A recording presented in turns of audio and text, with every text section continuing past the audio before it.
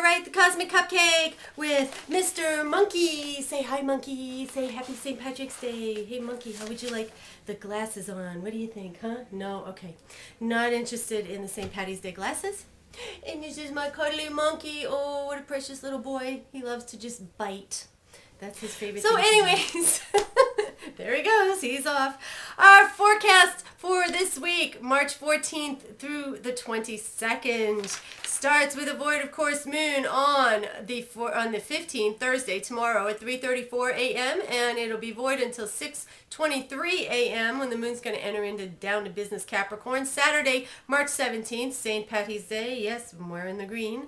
It's going to be void from 9 a.m. to 12:11 p.m. and then the moon's going to enter into Aquarius, which is just a great moon for a St. Patrick's Day celebration. So, but make your plans before that morning, because with Mars and Mercury both retrograde and this void of course moon in the middle here, you'll never get anything together if you try and do it in the morning. So get your plans done early. Tuesday, March 19th at 4:31 p.m. to 8:05 p.m. the moon will be void, and then it's going to glide into gentle Pisces, so a very intuitive kind of day.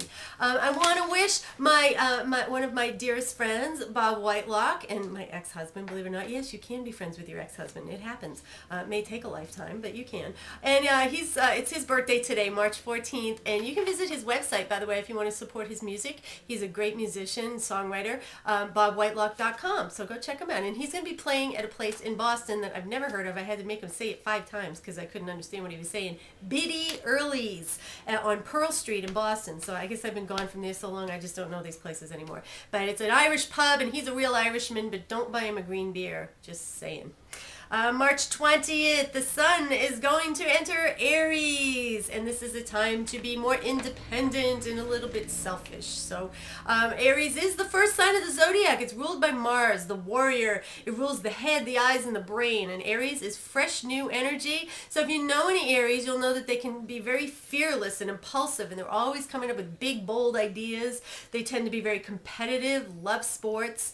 They can also be very volatile at times. Aries is well known for its explosive tempers. So the thing about them is that they're pretty much over it as quickly as they erupt. It's pretty wild. So they can leave others seething in frustration and hurt over their words. Like, you know, they don't hold a grudge though, like the water signs and the earth signs, you know.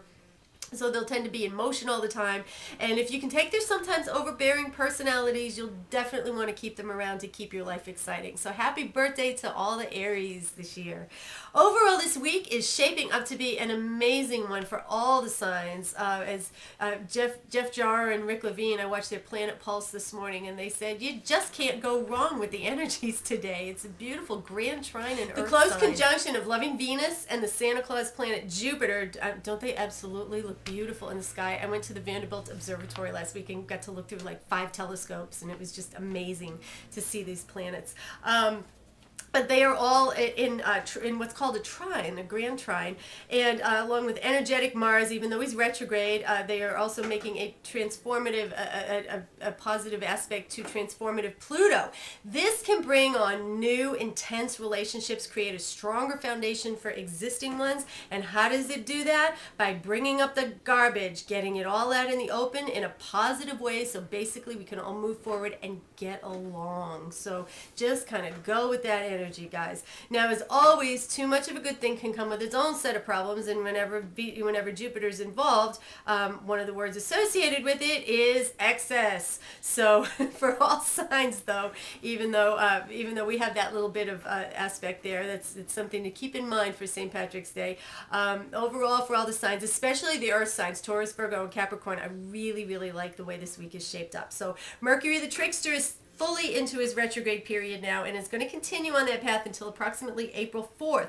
So in spite of all the really good feelings we may experience, the typical Mercury retrograde communication gaffes. Now, I just had somebody tell me a story about how several things kept going wrong around his car, but what ended up happening was he ended up getting some money back for it. So, you know, that's kind of how this can play out with this grand trine, in spite of Mercury being in retrograde. So just kind of go with it and see what happens. Remember, this energy wants you to slow down. Mercury always wants you to slow it down. So remember that Fire signs, Aries, Leo, and Sag. And double check directions for all signs.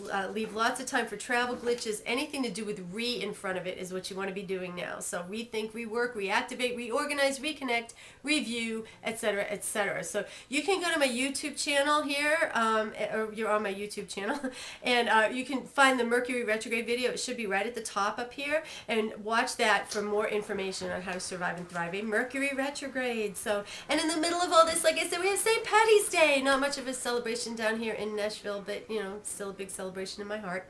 So on Saturday, because I'm from Boston, on Saturday we have the moon in Aquarius, as I said, which is great for social events. It's also sextiling Uranus and Mercury in Aries, and it's a communication time bomb here, guys. So this sets us up for a big old green cocktail of potential I love yous that you may not mean, drunk dialing the exes, texting wars, and a whole lot of oh my god, did I just say that? So overindulging water signs, Cancer, Scorpio, and Pisces may find themselves a little more sentimental and emotional, while the air signs, Gemini, Libra, and Aquarius, are going to show up as the life of the party in the old shamrock sunglasses, you know, the green tams, but making promises that they may regret later. So be careful with that. Best advice for all signs, all of you, leave your car keys and your phone at home, and don't borrow anybody else's while you're out. If you want to be pounding the green beers at any clip there. So be safe. Enjoy the lineup of the stars, making this a blast of a celebration wherever you go. And if you want to know how the planets impact your life, contact me, Susie Kerr-Wright, at astrogirl12.com for your personal astrological consultation. And in honor of St. Patrick's Day, I have a toast for you. Here's to the land of the shamrock so green. Here's to each lad and his darling Colleen. Here's to the ones we love dearest and most. May God bless old Ireland. That's the Irishman's toast. Sláinte.